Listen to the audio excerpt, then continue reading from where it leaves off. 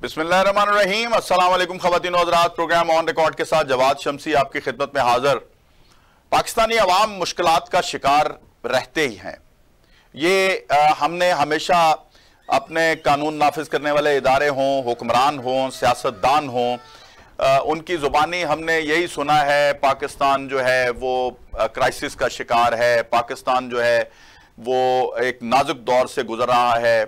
तो अब मेरा ख्याल है लोग आदी हो गए हैं, इनकी बातों को सीरियस नहीं लेते।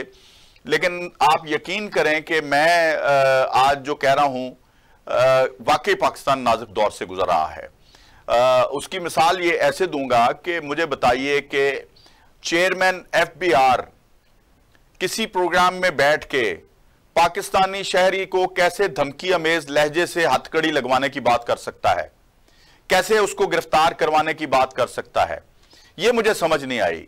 इंटरनेशनल मीडिया पे बैठ के, नेशनल मीडिया पे बैठ के अगर चेयरमैन FBI पाकिस्तानी कौम को धमकाएगा तो टैक्स नेट जो है वो बढ़ने की बजाय शायद कम हो, क्योंकि वो फैसिलिटीज आप नहीं दे रहे।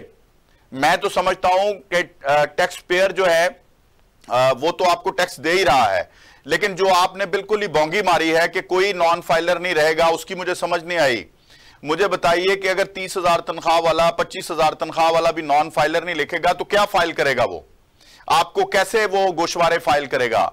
अगर किसी के पास कंपनी नहीं है, वो बिजनेस नहीं कर रहा, तो वो आपको क्या गोशवारे? मुझे इसको आप या तो एजुकेट करें लोगों को या फिर धमकियां लगाना बंद करें, क्योंकि अपना चेयरमैन FBI साहब यकीनन हर टैक्स पेयर को ये हक हासिल है कि वो आपसे पूछ सके, और हर पाकिस्तानी शहरी को हक हासिल है कि आप क्या फैसिलिटेट कर रहे हैं। ना यहां एजुकेशन फ्री है, ना यहां हेल्थ फ्री है, ना आप किसी और शोबे में लोगों को कोई कॉपरेशन कर रहे हैं, ना बेरोजगारी अलाउंस है।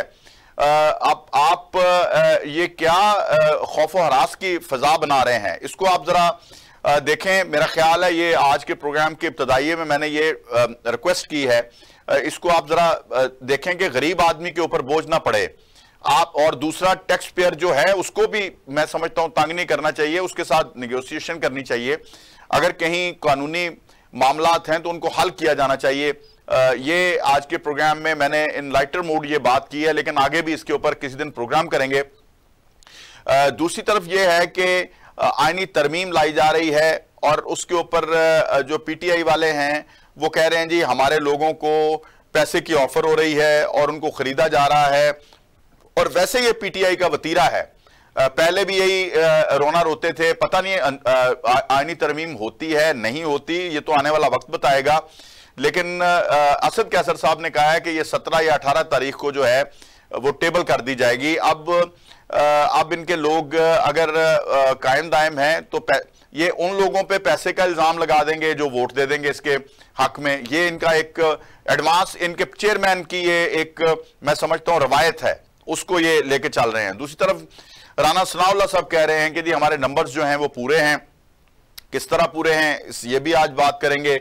इस आईनी तरमीम का क्या फायदा होगा, शंघाई ताउन तंजीम के ऊपर भी बात करेंगे। मेरे साथ इन मौजूआत के ऊपर बात करने के लिए मौजूद हैं जनाब ब्रिगेडियर असद अली तूर साहब। वेलकम करते हैं प्रोग्राम में। अस्सलाम वालेकुम ब्रिगेडियर साहब। वालेकुम अस्सलाम। ब्रिगेडियर साहब, प्रोग्राम में खुश आमदीद। दूसरा, मुझे ये बताइए कि पहले हम मुख्तसर सी बात कर लेते हैं। ये जो चेयरमैन FBI ने CEOs को, चार्टर्ड अकाउंटेंट्स को धमकाया है कि जी हथकड़ियां लगवाऊंगा और ये करूंगा और वो करूंगा, ठीक है, कानून बना दें, जो उसके शिकंजे में आएगा वो गिरफ्तार हो जाएगा, वो तो ऑटोमेटिकली बात है। और जो अपना फैक्ट्स एंड फिगर्स के खिलाफ गोशवारे देगा, पहले आने तो दें अपने पास, फिर उसके ऊपर बात करें। दूसरा, ये कहते हैं जी किसी, हम उसको अमीर आदमी समझते हैं जिसके घर एक AC लगा होगा। जरा ये भी थोड़ा सा मुझे बताएं कि ये क्या लॉजिक्स हैं? बड़ी अफसोसनाक सूरत हाल है। अवाम की तो कमर टूटी हुई है महंगाई की वजह से, और तमाम जो जरूरियात जिंदगी हैं उनकी कीमतें जो हैं वो आसमान से बातें करती हैं। बहुत हाकमताई की कब्र पे लात मारी हमारी हुकूमत ने और कहा कि मजदूर की तनख्वाह बुनियादी जो है वो 35 या 37 हज़ार होनी चाहिए। कोई असेंबली का मेंबर, कोई सेनेट का मेंबर, कोई हमारे सूबाई असम्बलियों के मेंबर ये साबित करते हैं कि 37,000 रुपए के अंदर 2 बच्चे जो हैं, जो हम कहते हैं बच्चे कम खुशहाल घराना, तो 2 बच्चों वाली फैमिली जो है वो अपने बच्चों को कैसे खिला सकते हैं, कैसे उनको तालीम दे सकते हैं इस 37,000 रुपए में, और कैसे छत पे एक पंखा चला सकते हैं। एसी वाले को तो ये कह रहे हैं, लेकिन हकीकत ये है कि हमारे उमरा को भी देखना चाहिए कि जिस तरह वो एसी इस्तेमाल करते हैं, तो क्या गरीब को इस उबलती गर्मी में, सख्त गर्मी में और हबस के मौसम में क्या उसको हक हासिल नहीं है कि वो एक एसी लगाए, जबकि वो बिजली का बिल भी देगा? नहीं देगा। अगर चोरी की बिजली इस्तेमाल करेगा तो वैसे ही कैद होगा। सही। तो पाकिस्तान में गरीबों की जिंदगी बड़ी मुश्किल है, और इस मुश्किल जिंदगी के अंदर वो कहते हैं ना, ज़िंदगी मुश्किल है इसे और भी मुश्किल ना बना, तो वो सूरत हाल पैदा नहीं। अच्छा सर, एक और मुख्तसर सवाल है ताकि हम एक आज के मौजू की तरफ बढ़ें कि ये जो यूरोप के साथ कंपेयर करते हैं जी, बड़ा टैक्स देते हैं, वो ये करते हैं, वो करते हैं, वहां तो ना उनको अपना घर बनाने की फिक्र, ना बिजली का बिल देने की फिक्र, बेरोजगारी अनाउंस उनका मिलता है, बच्चों की एजुकेशन उनकी फ्री होती है, दीगर उनको मराहत मिलती हैं। यहां इनसे पूछे आप दे क्या रहे हैं, और लेना आप सब कुछ चाहते हैं। आप तनख्वाहें टैक्स पेयर के पैसे से देना चाहते हैं, आप अपने खर्चे जो अपने अलल्ले तलल्ले अखराजात हैं वो टैक्स पेयर के पैसे से पे करना चाहते हैं, और जो फैसिलिटीज हैं वो आप कहते हैं जी खुद अपने पैसे से कमाएं।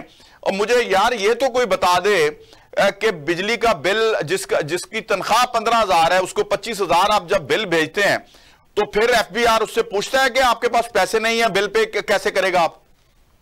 यहाँ जरूरियात जिंदगी तमाम की तमाम जो हैं उनकी कीमतें आम आदमी के बस से बाहर हैं।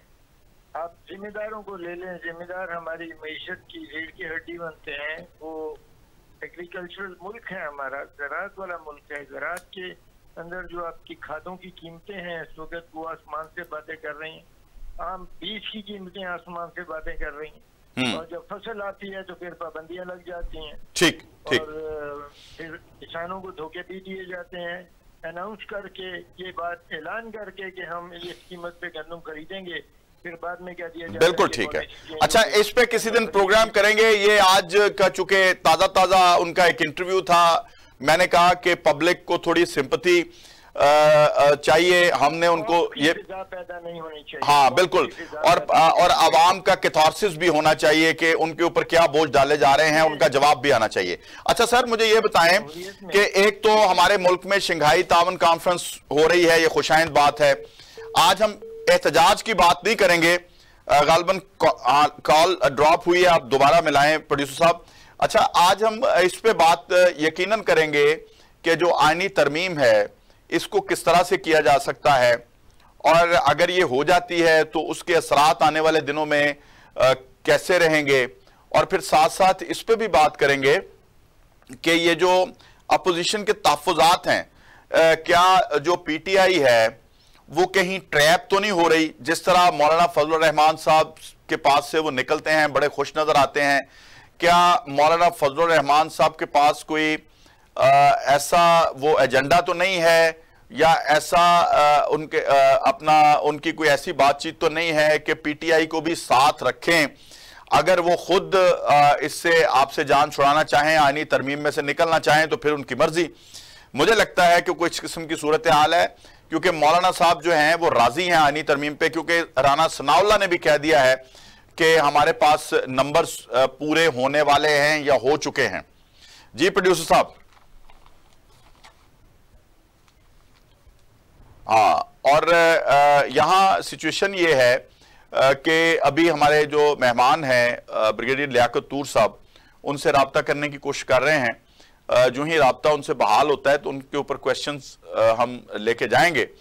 लेकिन यहाँ सूरत हाल फिर वही है कि PTI जो है वो अपना वहीं पे स्टांस रखे हुए है कि वो इल्ज़ामात लगाते हैं खरीदो फरोख्त के हमेशा से, और फिर दीगर मामलात हैं उनको भी वो इस तरह ही देखते हैं। और मैं समझता हूं कि यहाँ हमें ख़ास तौर पे इन बातों का ख्याल रखना है कि किस तरीके से हम इन मामलात को आगे बढ़ाएं, ताकि हम सांप भी मर जाए, लाठी भी बच जाए, आईनी तरमीम भी हो जाए और पाकिस्तान में बदअमनी भी ना फैले और दीगर मामलात जो हैं उनको हम आगे लेके बढ़ें।